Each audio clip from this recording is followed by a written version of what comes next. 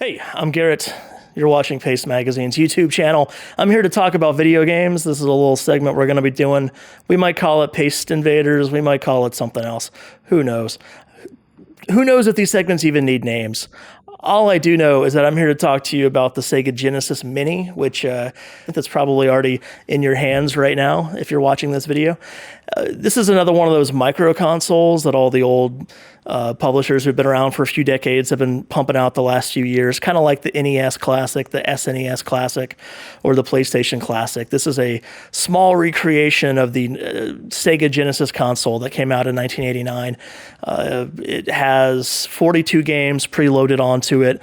All you got to do is plug it right into your TV and turn it on, and you can be playing games that you maybe remember from when you were young. But imagine a little box that looks exactly like what the Genesis looked like. It's black, it's plastic, it's got the same form factor, the same logo on it.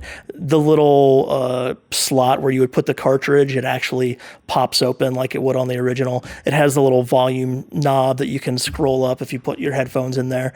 It's a perfect little recreation, much smaller, and it comes with two controllers, although only the 3-button controllers, which might be an issue if you want to play the fighting games on there, like Street Fighter 2 and Eternal Champions, which you probably don't want to play Eternal Champions.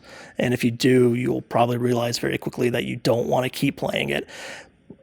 That's one of the 42 games on there, Eternal Champions. So is the Street Fighter 2 Championship Edition, I believe. It's hard to keep all those Street Fighter 2 variants, straight in your head. One of them's on there. They did a really good job with this game selection list of not duplicating things too much. They pretty much only pick one game per franchise. The one exception is Sonic, where they have the first two Sonic the Hedgehog games and Sonic Spinball, the video pinball version of Sonic, which is the best version of Sonic because Sonic is bad. Also on there, you only get one Phantasy Star game, which might seem like a problem at first because Phantasy Star 2, 3, and 4 are all complete classics in the RPG genre, but the one you do get is 4, which is good to see because that was kind of the least played at the time, the most obscure because it was $100 brand new, which is crazy back at the time. The list of games has a lot of surprises on there. You've got various non-Sega games, games from Capcom and Konami.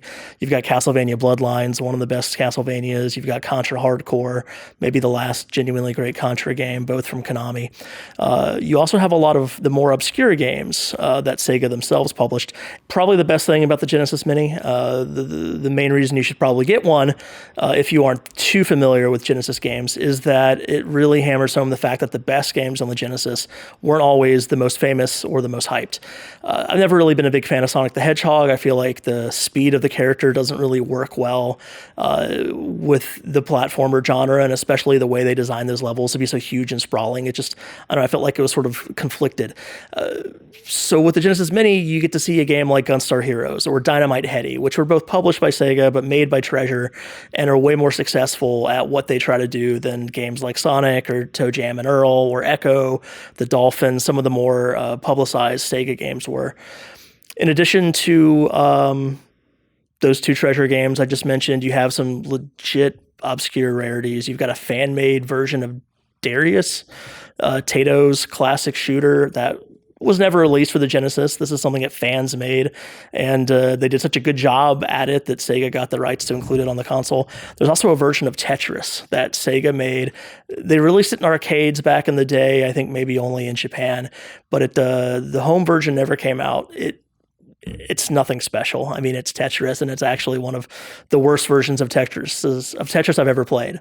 So don't buy this $80 42 game machine because it has Tetris on it. You can find Tetris many other places. But I mean, it's got everything you kind of want from one of these micro consoles. It's got HD output. You can choose your screen layout to be either the old classic 4:3 ratio or like a modern widescreen look, which does not fit these games well. You should play in the 4:3 ratio. You can select the option to have scan lines to make it look like you're playing on an old CRT. Basically all the gimmicks you expect from something like this. Save state, so you can actually save your place at any point during a game. And it's even got a new musical score by Let's see here. Yuzo Koshiro, a classic composer of old Sega music. You might find yourself turning this thing on just to listen to that tune. It's kind of like the Wii Shop tune for the new millennium. Oh, I should say new decade probably, because the Wii was also this millennium. Yeah. So whether you played a Genesis back in the day, if you're too young to have ever experienced it, or if you just never had one in the first place, if you care about video games, you care about the history of the medium, this is something you probably would really enjoy having. It's got a good cross-section of games from what is becoming an overlooked console from a very pivotal moment in the history of video games, and it's a cool little package. It's good. I endorse it. Thank you.